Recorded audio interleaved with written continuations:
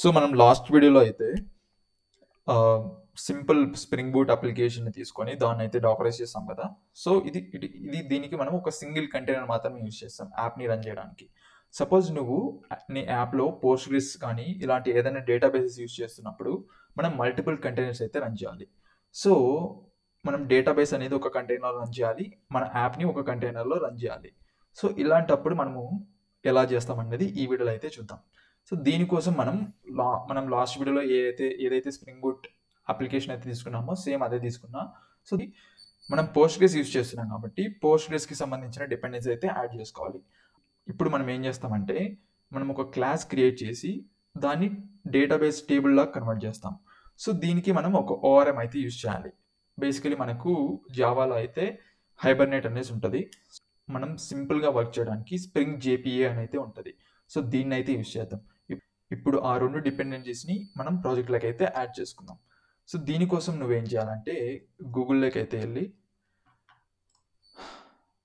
Maven అని ఉంటుంది, MVN repository అని సర్చ్ చేయి.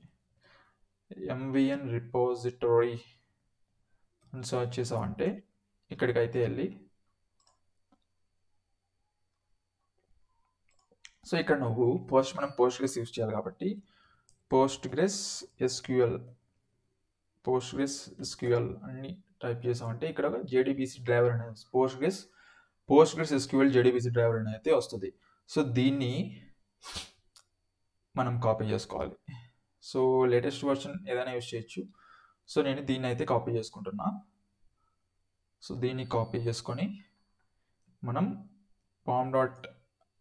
pom.xml ఫైల్లో అయితే కాపీ అయితే చేసుకోవాలి.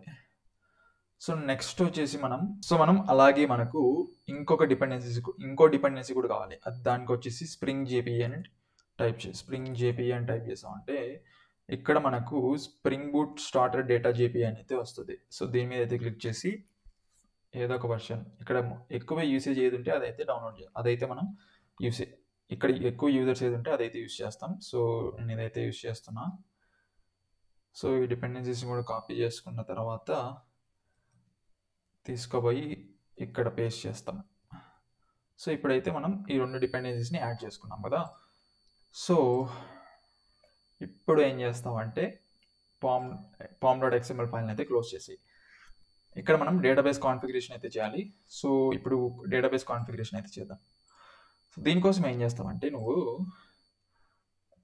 spring.datasource.driver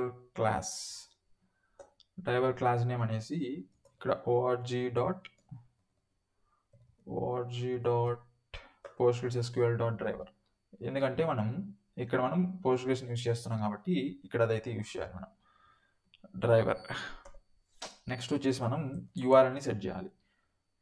spring.datasource.url దీనికి వచ్చేసి ఏం చేస్తామంటే JDBC మనం పోస్ట్గ్రెస్ యూజ్ చేస్తున్నాం కాబట్టి పోస్ట్గ్రెస్ SQL : / అయితే ఇచ్చి మనం ఇక్కడ ఏ ఇమేజ్ అయితే యూజ్ చేస్తామో దాన్ని ఇవ్వాలి. మనం పోస్ట్గ్రెస్ యూజ్ చేస్తున్నాం కాబట్టి పోస్ట్గ్రెస్ ఇమేజ్ నేమ్ అయితే ఇస్తాం. తర్వాత ఇక్కడ డేటాబేస్ నేమ్ అయితే ఇవ్వాలి. సో డేటాబేస్ నేమ్ వచ్చేసి నేను డాకర్ యాప్ ఏదో ఒకటి ఇస్తున్నా. సో నెక్స్ట్ నువ్వు ఏం చేయాలంటే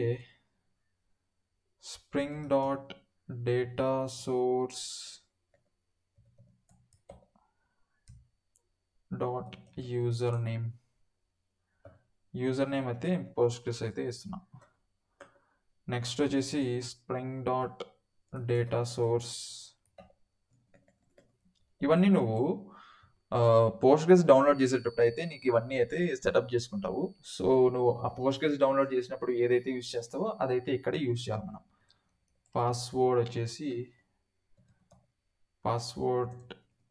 నేను పెట్టుకున్న పాస్వర్డ్ వచ్చేసి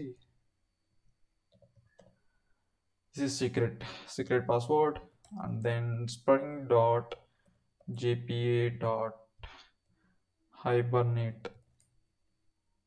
auto_ddl = update. నెక్స్ట్ వచ్చేసి మనం ఏం చేయాలంటే spring.jpa dot properties dot hibernate dot dialect equal to org dot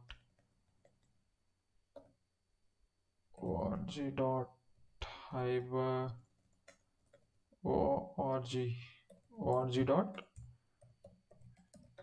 hibernate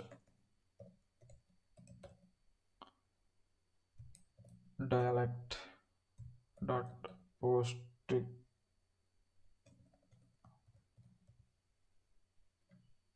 so ఇక్కడైతే మనం పోస్ట్గ్రెస్ డైలెక్ట్ అనేది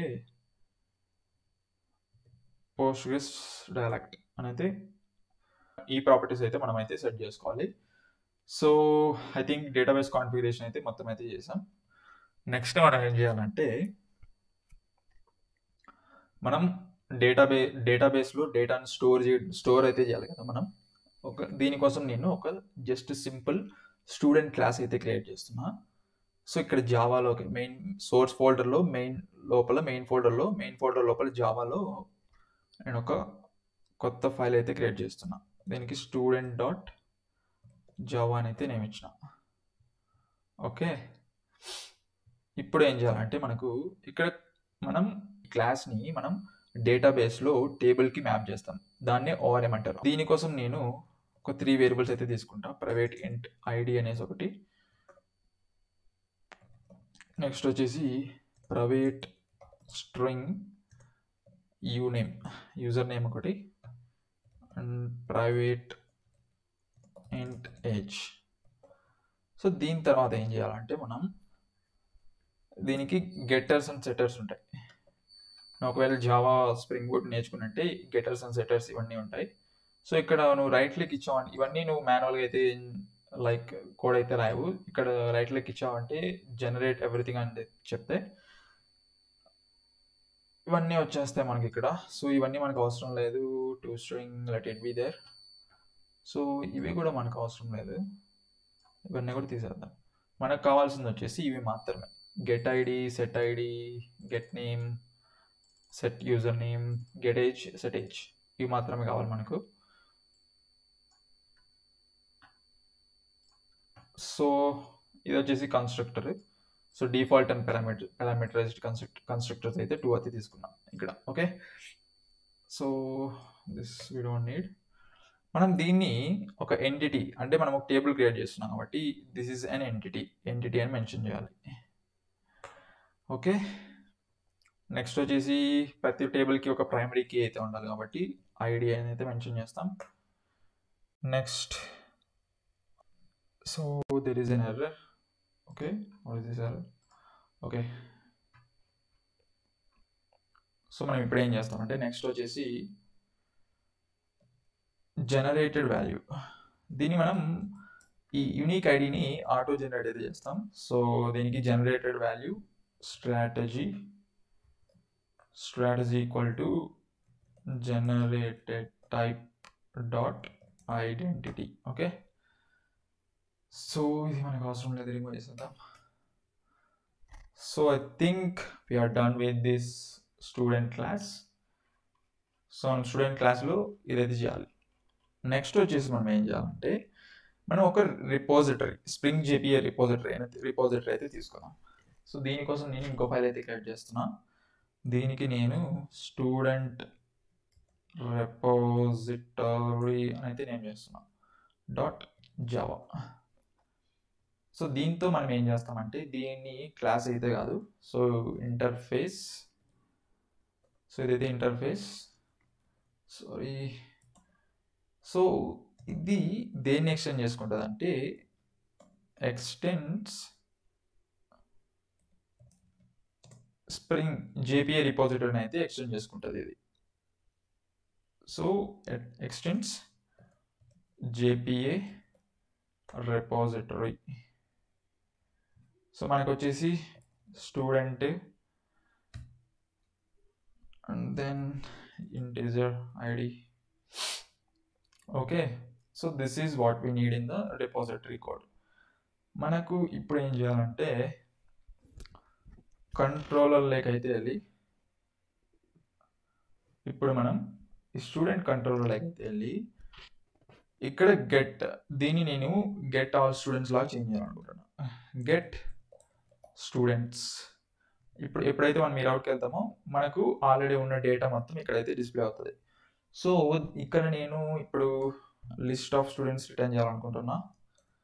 లిస్ట్ ఆఫ్ స్టూడెంట్ అనేది రిటర్న్ చేయాలనుకుంటున్నా. సో ఇక్కడ నేను ఏం చేస్తానంటే ఫస్ట్ మనం దానికి మనం స్టూడెంట్ రిపోకి అయితే ఆబ్జెక్ట్ని అయితే క్రియేట్ చేసుకోవాలి కదా. ఫస్ట్ దాన్ని అయితే క్రియేట్ చేసుకున్నాం. Private student repository repo. Okay, so ఇప్పుడు నేను ఏం చేస్తానంటే రెపో డాట్ ఫైండ్ ఆల్ అంటే ఇది ఏం చేస్తుంది అంటే ఆల్రెడీ డేటాబేస్లో ఉన్న స్టూడెంట్స్ అన్నిటినీ రిటర్న్ చేస్తుంది. There is some error. Okay, we just need to import this. Okay, this is pretty much that we need to do.